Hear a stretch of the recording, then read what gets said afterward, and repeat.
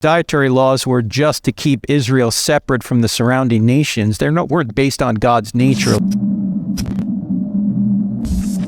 The Bible's clear that Jesus was sinless. It tells us that, and if he did commit sin, he wouldn't be a perfect substitution for us.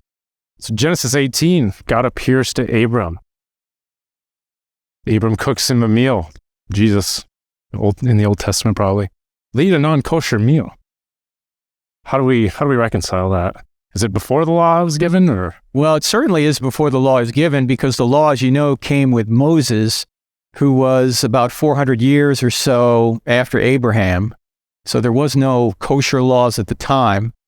And we say that was the incarnate Jesus eating there, but we don't exactly know if that was the case or not. It probably was, but I wouldn't say that would be a problem.